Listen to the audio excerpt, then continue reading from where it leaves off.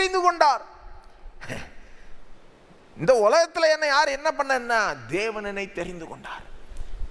தேவன் என்னை தெரிந்து கொண்டார் அப்படின்னு என்ன அர்த்தம்? உலகத்தை சிருஷ்டிக்கிறதுக்கு முன்னாலே என்னை பற்றி நினைச்சு பார்த்தார், நம்மளை பற்றி நினைச்சு பார்த்தார், அவருடைய மனதில் நினைச்சு பார்த்தார்ன்றது மட்டும் இல்லை, நம்மளை தெரிந்து கொண்டார். எப்படி தெரிந்து கொண்டார்?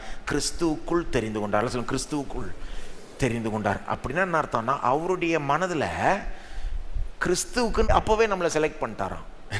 கிறிஸ்துவுக்குன்னு அப்போவே நம்மளை, எப்போ நம்ம பிறக்கிறதுக்கு முன்னால், உலகம் உண்டாகிறதுக்கு முன்னாலே நம்மளை செலக்ட் பண்ணுறாரு. இது எப்படி இருக்குன்னா, பொதுவாக பொண்ணு தேடுறது பையனுக்கும் ஒரு வயசு வரணும், பொண்ணுக்கும் ஒரு வயசு வரும், அப்போ தான் அந்த மாப்பிள்ளைக்கு பொண்ணு தேடுவாங்க. ஆனால் மாப்பிள்ளைக்கு பொண்ணு பிறக்கிறதுக்கு முன்னாலே பொண்ணை செலக்ட் பண்ணிட்டா எப்படி இருக்கும்? அந்த மாதிரி இருக்குது.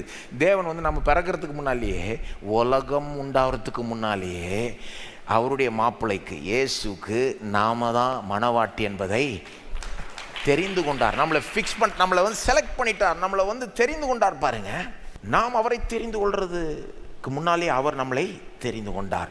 நாம் அவரை தெரிந்து கொண்டோம் என்பதை விட பெருசு அவர் நம்மளை தெரிந்து கொண்டார். ஆனால் சில நேரம் நாம் அவரை தெரிந்து கொண்டோன்றது தான் பெருசுப்படுத்துகிறோம். நாம் அவரை எப்போ தெரிந்து கொண்டோம்?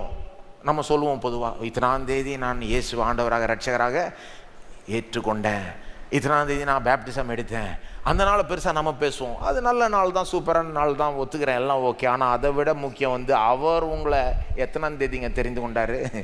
எப்போ உங்களை தெரிந்து கொண்டார்? உலக தோற்றத்துக்கு முன்னாகவே உங்களை தெரிந்து கொண்டுட்டார். அதனாலதான் ஒரு தேதி வரப்போ நீங்கள் அவரை தெரிந்து கொண்டீங்க. தெரியுமா உங்களுக்கு? அவர் உங்களை தெரிந்து கொள்ளலாம், நீங்கள் அவரை தெரிந்து கொண்டிருக்கவே முடியாது. He chose you first. That's why you chose him. நான் நினைக்கிறேன், நாம் அவரை தெரிந்து கொண்டோன்றதை விட அவர் நம்மளை தெரிந்து கொண்டார்ன்றதை பெருசுப்படுத்தணும். சில நேரம் இதை பெருசுப்படுத்தாதனால தான் நாம் அவரை தெரிந்து கொண்ட விதத்தை பற்றி நமக்கு சில டவுட்டு. சிலருக்குலாம் ரட்சிப்பு நிச்சயம் ஏன் தெரியுமா இல்லை, அவங்க தெரிந்து கொண்ட அன்னைக்கு, இயேசு ஆண்டவராக ரட்சகராக ஏற்றுக்கொண்ட அன்னைக்கு ஒழுங்காக மனம் திரும்பினான்னு அவங்களுக்கே சந்தேகம்.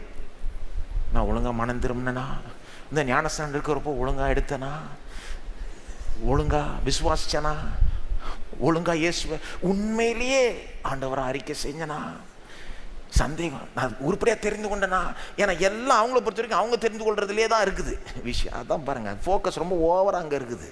தப்பு. ஏங்க நீங்கள் நினைக்கிறீங்களா யாராவது ஒரு ஆளாவது 100% உருப்படியாக மனம் திரும்பி தான் இயேசுவை ஏற்றுக்கொண்டாங்கன்னு நினைக்கிறீங்க? கொஞ்சம் யோசித்து பாருங்க, எப்படியோ ஏற்றுக்கொள்கிறாங்க. ஒரு ஆள் கூட 100% முழுசாக மனம் திரும்பி